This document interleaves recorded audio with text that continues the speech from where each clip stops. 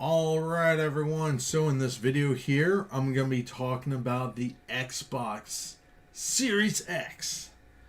Now, I want to talk about the announcement that Microsoft made about the Xbox Series X and how it's not going to have any exclusive games, but I also want to talk about some other things and a rumor about the Series X that might be a pretty big deal if you're not in the know about this. So let's just talk about first and foremost the announcement that Microsoft made about how for the first 2 years of the Series X, there's not going to be any exclusives that comes out for it because anyone with an Xbox One will have access to the same games. Now, some people might be a little baffled by that because they're like, why would they do that? Don't they want people to buy the new consoles? It's not they don't want to. It's because Microsoft, as they look at the Xbox as a whole, they're not really interested in trying to sell as many consoles as possible because they also have Windows 10. And on top of that, even Phil Spencer said this a couple of years ago. Microsoft does not care anymore if you're buying the games on the Xbox platform. All they care about is if you are playing their games and buying their games. That's all they care about. So, as I look at this and I start thinking about this more and more, it actually makes a lot of sense why Microsoft would be doing this. Because of Game Pass. Microsoft does not want to lose the millions of people that are already using on the Xbox One for Game Pass. So by them telling you, hey, even though we're coming out with this new console, if you're still on the Xbox One, you'll still have new games come out for it for the next, 2 years. That actually makes a lot of sense. Because let's just face it, a lot of these games that are being developed right now already started back on the Xbox One. It's not like they're making a new game now and they're trying to get this out for Series X. Let's just face it. The games that are being developed now, it's not like back in the day where you had different platforms, you had different architectures, things like that. Even going back to the last generation of consoles, the 360, PS3, and the Wii. And maybe to some extent the Wii U. Anyway, so all of those consoles had different architectures between the different platform holders. So it's not like today where all of these consoles are x86 based systems. If you're making a game from last gen, you basically had two different versions of the games running on the 360 and a separate version running on PS3 because they were both very different in terms of hardware. The Xbox One and PS4, however, even though they do have different capabilities in terms of power, on the core itself, in the heart of those consoles, they're just essentially PC hardware. They're PC based, x86. So when you're making a game for those consoles, you can basically just take the same code. I'm simplifying this, by the way. You can take the code that you made for the Xbox One, plop it on PS4, modify some codes, to run in the OS and stuff like that, and you're pretty much ready to go. Same thing on PC, Linux, and maybe the Mac. Things like that. Even a game like Fortnite. Fortnite actually has two different versions. You have the essentially the, PC console version, PC, Xbox, PlayStation, and Nintendo Switch. Those are all running on the same base coding, the same base platform for that game. And then you have the mobile version that will run on the Android and iPhone. That's running on different textures, different artwork, things like that. Even though they're made to basically look the same, place the same. Even though the base engine might be the same for both systems or for both versions. The assets, however, there are two different sets of assets. I'm simplifying this, of course, but that is basically essentially how that works on there. So when it's always funny, I'm getting off topic here for a minute, but someone I know that was playing Fortnite was playing on the iPhone. It's like, oh man, this runs so much smoother and everything than it ever did on the Switch. It's like, well, you have to remember that the Switch version is basically the same game or the same codes, same assets, or similar assets as if you were playing on the PS4, Xbox One, or even on the PC. The iPhone version, however, it's different assets. It's actually more scaled down, even though it might be running at a higher resolution, higher frame rate. The assets, however, and how the game is being rendered and everything is actually different, because there's different concessions you have to make when you make a mobile game than, say, like a Switch title. But anyway, again, I was, severely simplifying things, just for the average person to understand, the actual differences. When it comes to the next-gen consoles, the Xbox Series X and the PS5, however, they are both still running on similar hardware.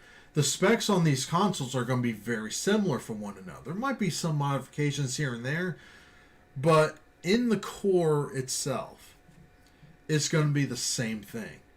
It's going to be very similar. The Series X is supposed to be more powerful than the PS5, but in terms of coding for them, they're still x86 based platforms, which means you can take the same games and have them work on Xbox One and PS4. The only difference is Microsoft are the ones that are actually going to be doing that and not basically force people to upgrade to the new console. Whereas Sony is doing the exact opposite, the more traditional route. Come out with the new hardware, basically just ditch the previous console and just tell people, if you want to play the newer games, you need a PS5, no question asked. Sorry, my throat's starting to give out on me. So, the way I look at these things, is this a new thing, what Microsoft is doing? Not necessarily so. Even a game like Legend of Zelda Breath of the Wild. Maybe a lot of people forgot or just didn't realize that that game also came out for Wii U. So that was a cross-generational game between the two platforms. Or, for the game having on two different platforms. But the fact that the Xbox Series X is pretty much on its core the same thing as if you're having like a Windows 10 gaming machine, it's not going to be that different coding for an Xbox Series X versus having the game running on PC or even on the Xbox One. Some people I know are going to be thinking, it's like, well, wouldn't the games be held back? But you have to remember that whatever games comes out for the Series X, probably almost all of them, I'm not saying every single one, but most of them were also being developed for Xbox One. Or they started out as Xbox One games, but they're being upscaled to Series X. And Microsoft's like, why don't you just continue developing for the Xbox One, upscale them to Series X, or just make the games, when you're making the PC version, have it run well on the Series X at high resolution, frame rates, more bells and whistles, ray tracing, all that stuff, like you would on PC, but just have it run on the Series X. Because let's just face it, most of the time when a game comes out for a console, usually the first year or so, you don't really see the true capabilities of that console until about a couple years in. Look at the Switch, for example. When it first came out, it's like Breath of the Wild, nice, sweet, awesome game. Also came out for Wii U, so it's not like it was going to be that much more impressive on the Switch. A couple years in, however, you start getting games like Doom 2016, Wolfenstein, and other games that you would normally not see on the Switch. Even games like Warframe, Fortnite, hell, even Alien Isolation is on the Switch, and that game actually looks better than the PS4 and Xbox One version. I'm actually not kidding you. I played the Xbox One version and then played on the Switch. Holy crap. They actually modify some things in the Switch version that actually makes the game look better than the two other more powerful consoles. So a lot of things that's been happening on the Switch now were things that I never thought would be possible. It's like, okay, I would still need an Xbox or a gaming PC because there are games that I would just never be able to play on the Switch. Now I'm not thinking that anymore. Now I'm like, that would be pretty sweet if it's on the Switch and, of said game or this other game. And now it's like, some of these games are actually starting to come out for the Switch. Hell, even Doom Eternal. Even though it's going to come out at a later date, I believe, for the Switch, but there is going to be a Switch version coming out. And that might be one of those games I'm just going to have to double dip because I really want to play that game. But yeah, it's pretty amazing what these developers are able to pull off now on the Switch. And the fact that even for the next 2 years, developers making games for the Xbox platform of consoles, they'll be able to take that same game and make it work on every single version of the Xbox. So I don't know if it's a smart business move, though. That's the thing, though. But I think Microsoft is looking this as more along, for the marathon, not for like, we need to get people now. Microsoft knows, and they probably have the data to back this up internally, that most people don't really start upgrading to the new console until a couple years after anyway. So usually, when the console first comes out, whether it's from Microsoft, Sony, and Nintendo, that the system doesn't really start hitting its stride until the revised version of the console comes out. So, like the Xbox One didn't really seriously start taking off until the Xbox One S came out. And that was a really big improvement over the original VCR model.